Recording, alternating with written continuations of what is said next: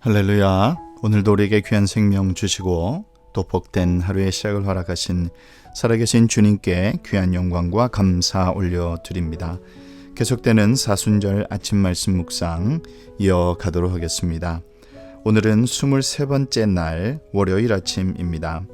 오늘 본문 말씀은 마태복음 21장 12절부터 17절까지의 말씀, 마태복음 21장 12절부터 17절까지의 말씀을 통해서 오늘 이 아침에 우리에게 주시는 하나님의 말씀의 은혜를 함께 나누도록 하겠습니다. 오늘 본문 내용은 예수님의 성전 정화 사건을 보여주고 있습니다. 예수님의 공생의 초기에 성전 정화 사건을 한번 하셨죠. 그것이 요한복음 2장에 나타나 있습니다.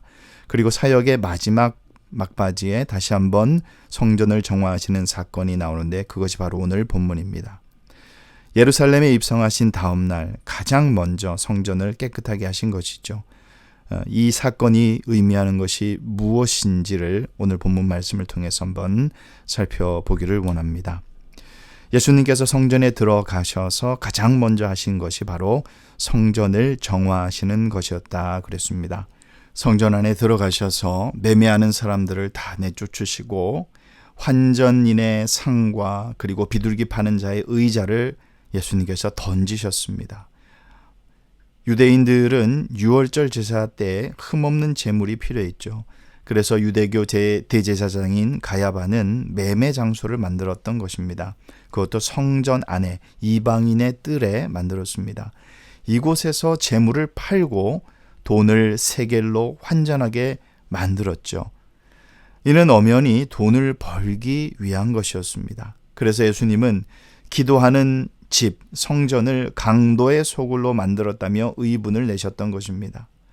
예수님이 성전에서 하신 일은 자신에게 나아온 맹인과 그리고 저는 자들을 고쳐 주신 일입니다. 이 일로 대제사장과 서기관은 매우 화가 났습니다. 그 이유가 무엇입니까? 다윗이 예루살렘을 빼앗은 사건으로 거슬러 올라가서 그 백그라운드를 찾을 수가 있는데 다윗 무리가 오니까 여부수 사람들이 이제 거기에 원래 살고 있었죠. 그들이 이렇게 얘기합니다. 너희는 결코 이것을 뺏지 못한다. 맹인과 다리 저는 자라 할지라도 너희를 물리치리라 라고 그렇게 놀렸습니다.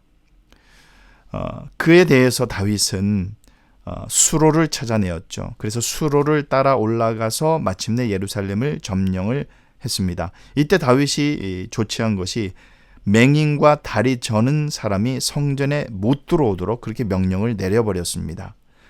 여부수 사람들의 그 놀림 때문이었겠죠. 그것이 사무엘하 5장 6절부터 10절까지 나오는 내용입니다. 이 명령은 다윗 당시에만 한정된 것인데 그 당시 예수님 당시 종교 지도자들은 예수님이 사역하시던 그 당시까지 그때까지 그 규정을 계속해서 고수했던 것입니다. 예수님은 다윗보다 더 크신 분이시죠. 다윗은 예루살렘을 점령했지만 예수님은 성전을 정화하셨습니다. 다윗은 맹인과 다리 저는 사람을 성전에 오지 못하게 했지만 예수님은 그들을 받아주시고 또 그들을 치유해 주셨습니다. 다윗은 수로로 예루살렘에 들어갔는데 예수님께서는 스스로 생명수가 되셔서 예루살렘에 들어가셔서 구속의 사역을 이루셨습니다. 성전을 정화하고 오지 못하는 이들을 위해서 문을 활짝 열어 놓으신 것입니다. 예수님을 믿는 모든 자의 배에서 생수의 강이 흘러나오도록 예수님은 그렇게 하셨던 것입니다. 이러한 위대한 일을 행하신 예수님이야말로 아기와 젖먹이들에게 찬미받기 합당한 분이시다라고 오늘 본문 16절 그리고 시편 8편 2절에도 그렇게 나타나 있습니다. 예수님께서 그 시편의 말씀을 인용하시면서 오늘 본문 14절과 15절에 보니까 맹인과 저는 자들이 성전에서 예수께 나오며 고쳐주셨죠.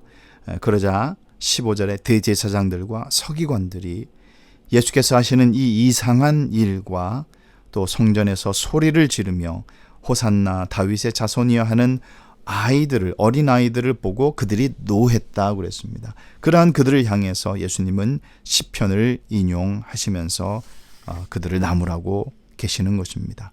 예수님이야말로 이러한 연약한 아기와 또 젖먹이들에게 찬미받기 합당하신 그러한 분이십니다. 오늘 말씀을 정리하겠습니다. 간단한 말씀입니다만 우리에게 큰 그러한 깊은 울림이 있는 말씀입니다.